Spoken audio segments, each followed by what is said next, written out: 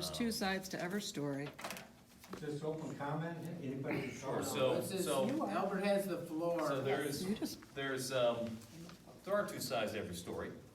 And, you know, I'm on film for a lot of you guys. So when we see flyers like this, they come out this went to the residents of Montcalm Township.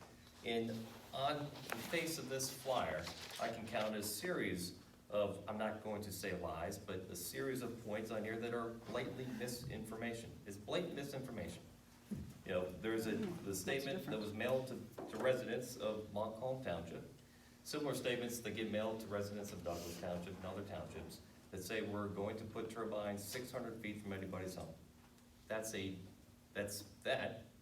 a lie. That's not a true statement. We are not talking about doing that ever. We've never once ever said that. We are talking about, for anyone who tuned into our public meeting, we are talking about installing the radar lighting system. I wish, sir, that I could say, hey, this is how it works, but there is a federal and state process that we've got to go through, but we're openly talking about taking those steps so that we can turn off the red lights at night. I believe that's the future of the industry. We're coming out here talking publicly. I'm here before you now on video saying that that's what we are proposing to do. So we intend to have the red lights off. It's true that you can't hide a 600-foot tall wind turbine. I get that. I also get that not everybody wants to look at that. I understand it. Sir, I don't know anything about your situation, but I think a lot of what you described was also the reality of rural communities throughout America today. Try to find one other school in the state of Michigan that's lost 45% of their kids in 8 years. So Albert's got the floor.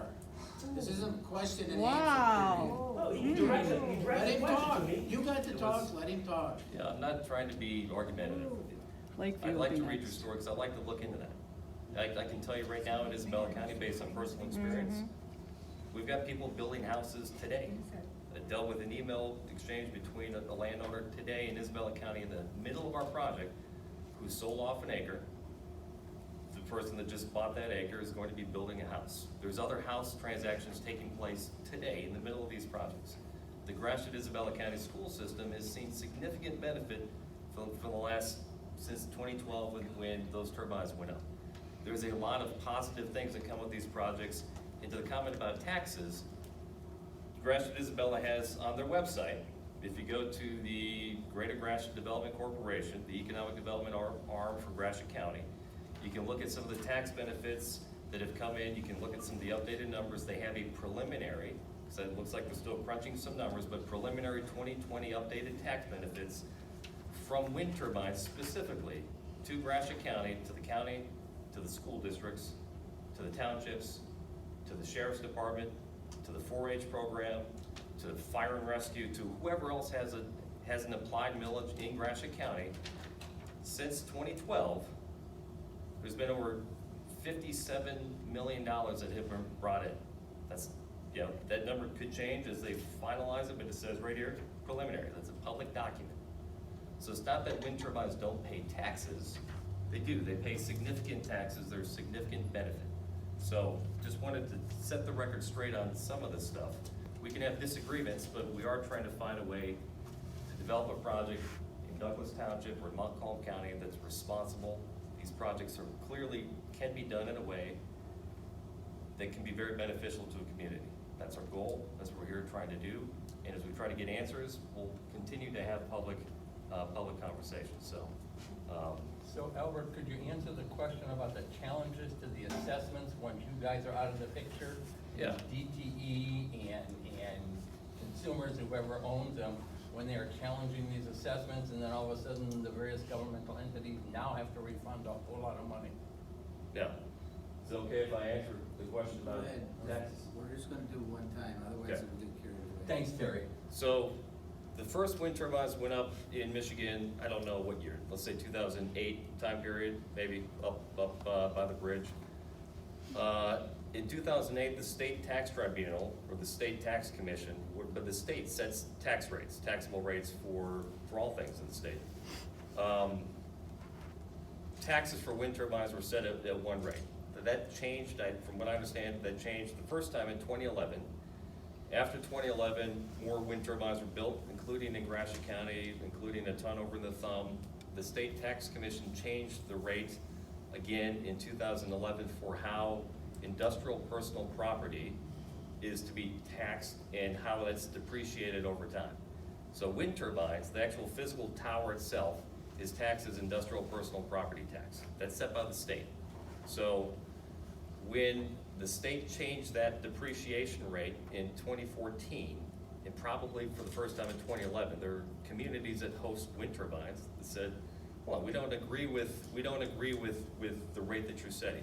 We think they ought to be assessed at a different rate. We think they ought to depreciate differently, so we think there ought to be a different depreciation schedule. When that happened, when there's that disagreement, they filed suit.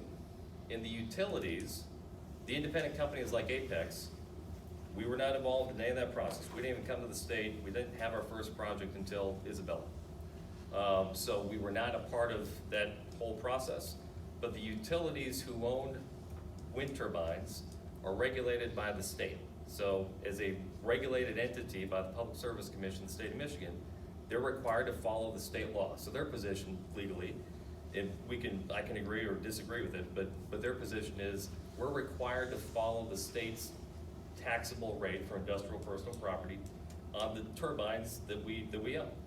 There's also utility personal property for all the underground collection line, any substation or any other part of the electrical infrastructure that would go along with the project.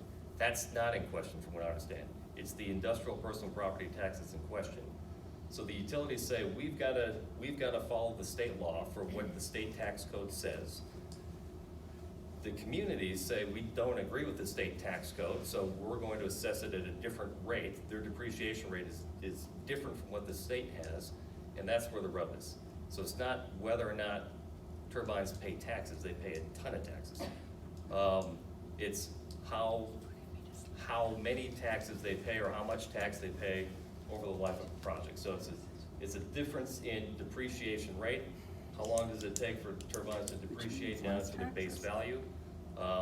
That's where the lawsuit is. And there's a ton of lawsuits because then the turbines get caught up in that. So that has not yet been set by the state tax tribunal.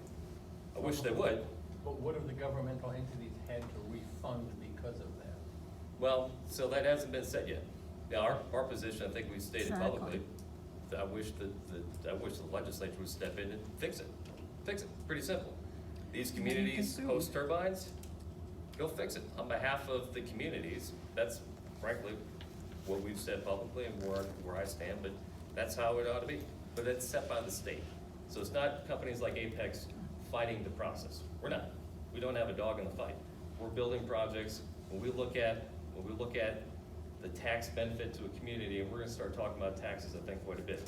So as we look at tax benefits to a community, we based on the state's rate, so it's a conservative estimate, and it's really hard to look at what that utility personal property benefit might be, but it's kind of like a nice little carrot on top of everything. But we can look at the industrial personal property tax based on the state.